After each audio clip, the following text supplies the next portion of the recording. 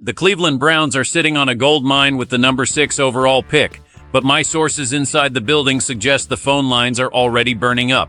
Everyone expects a team in this position to stand pat and grab a generational talent, yet the reality in Berea is far more complex. Andrew Berry is currently weighing a massive proposal that could send shockwaves through the entire AFC North. Are the Browns really about to pass on a blue-chip defender to stockpile assets? The answer lies in a secret strategy that could redefine Cleveland's roster for years to come. Andrew Berry is currently navigating a high-stakes chess match as the draft approaches, and the biggest news is that the Browns are not expected to be on the clock when the 6th overall pick rolls around. Internal discussions have shifted toward a simulated trade-down scenario that would see Cleveland move back to the 12th spot in a deal with the Dallas Cowboys. This isn't just a rumor, it's a strategic calculation. In exchange for sliding back, Berry is looking to secure the number 12 pick, a third-rounder at 92, and a future second-round selection in 2027 from Jerry Jones. This move would allow the Browns to address multiple roster holes while still staying within the top tier of the first round. The phone hasn't stopped ringing because teams are desperate for the defensive stars sitting at the top of this class, and Berry knows he holds all the leverage right now. He has already hosted mid-round prospects like Caden Proctor and Kenyon Sadiq for top 30 visits, signaling that he's preparing for a draft board that looks very different from the current projections. The goal is clear: maximize value and flexibility. But the real question is who they actually take at 12 if this deal goes through. My sources indicate they already have a specific target in mind who could solve a long-standing problem on the offensive line. This player has the versatility the Browns crave and the athleticism to protect the blind side immediately. This specific prospect is someone the scouting department has been enamored with for months, and he represents the cornerstone of this entire trade-back strategy. If they can pull this off, they get their guy and a haul of picks. Spencer Fano is the name you need to watch here, as he is the primary target in this scenario. Fano's ability to transition between tackle spots makes him the ideal candidate for a team that values multi-positional capability above almost everything else. But Fano is just the beginning of this draft overhaul. The Browns are also looking at a game-changing wide receiver who could fall right into their laps later in the first round, and this is where things get truly interesting for the offense. What if I told you the Browns are prepared to take a massive risk on a dynamic playmaker with injury concerns just to fix their passing game? Do you think trading down from the 6th pick is the right move for Cleveland right now? This draft could define the next 5 years of the franchise, and I want to hear your thoughts on Andrew Berry's strategy.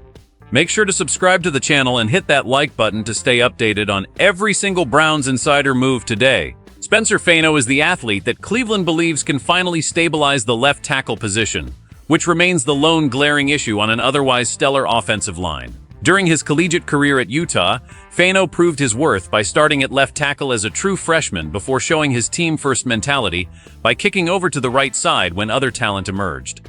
The Browns front office loves that kind of versatility because it provides an insurance policy against injuries. Fano has the quick feet and the technical refinement to handle elite NFL edge rushers from day one. But the draft strategy doesn't stop with the offensive line. If Jordan Tyson from Arizona State slides to the back half of the first round due to his previous injury history, expect the Browns to pounce at pick 24. Tyson is a big 6'2" target who is absolutely dynamic once the football is in his hands. The team is desperate for a game-changer on the perimeter, and they believe that once Tyson gets into a professional strength and nutrition program, those collegiate injury concerns will fade away. Interestingly, his brother Jalen Tyson is already a breakout star for the Cavaliers, proving that elite athletic genes run in the family. Adding Jordan would give the Browns the vertical threat they've been missing. Furthermore, the defensive backfield is getting a major boost with Clemson's Avion Terrell projected at pick 39. Terrell is one of the highest-rated cornerbacks in this class, recording 30 pass breakups and 8 forced fumbles in his college career. With the team needing to plan for life after Denzel Ward, Terrell could start immediately in the slot while learning from the veterans. This isn't just about depth. It's about finding future starters at premium positions without overpaying in free agency. Berry is also looking at the trenches later in the draft with Auburn center Connor Lew. At only 20 years old, Lew is already considered the second-best center in the class. If the Browns decide to move Elgton Jenkins to guard, Lew provides a high-upside alternative to Luke Weipler.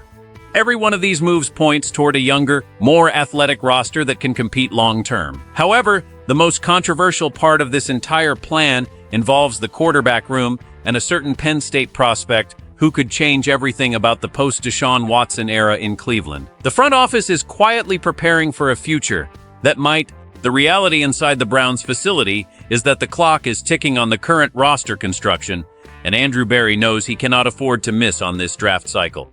By moving back from 6, he is effectively admitting that the team needs more than just one superstar. They need a sustainable influx of cheap, high-end talent to balance out the massive contracts already on the books. This trade with Dallas would represent a philosophical shift, prioritizing the total number of lottery tickets over a single high-profile selection.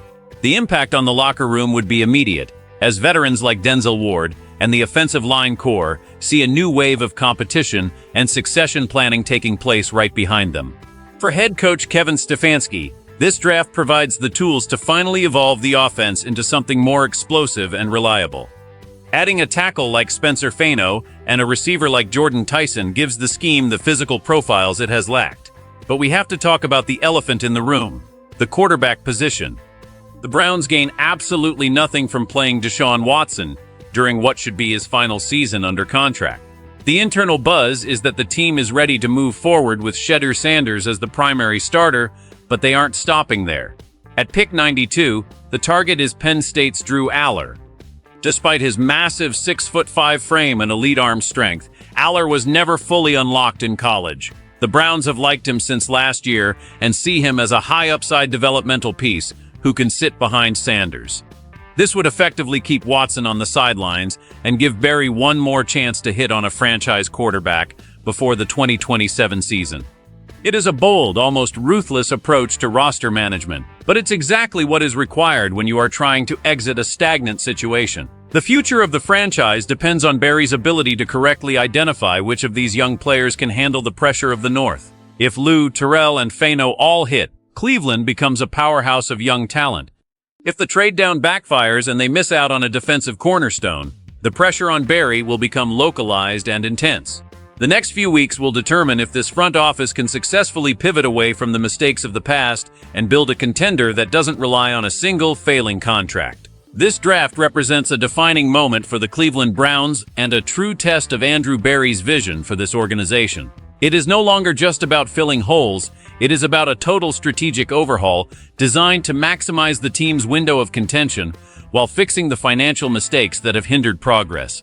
By potentially trading down and targeting versatile, high-ceiling players like Spencer Fano and Drew Aller, the Browns are signaling to the rest of the league that they are done waiting for the status quo to work. They are taking control of their destiny, even if it means making unpopular decisions regarding veteran players and high-profile draft slots. For the fans, this might be a difficult pill to swallow at first. Seeing the team pass on a top 6 star is never easy, but the long-term benefit of multiple starters and a clear path forward at quarterback is far more valuable than any single player could ever be. This is about building a sustainable culture of winning in Cleveland, something that has been elusive for far too long. The front office is betting on their ability to scout and develop talent rather than just buying it, and that is a sign of a maturing franchise. We are looking at a future where the Browns aren't just participants in the postseason discussions but are consistently built to dominate. This draft haul could be the catalyst that finally pushes this team over the edge and into true championship contention. The question remains, do you trust Andrew Berry to make these hard calls, or should the Browns stay at 6 and take the best player available? The stakes have never been higher, and the ripples of these decisions will be felt for years. If you want to make sure you never miss an update on these breaking developments and the internal moves of the Cleveland Browns, you need to be part of this community. Subscribe to the channel right now and turn on those notifications so you are the first to know when the trade is officially announced. Like this video if you believe the Browns are finally on the right track to a title. This is a new era in Cleveland football, and the blueprint is being written as we speak.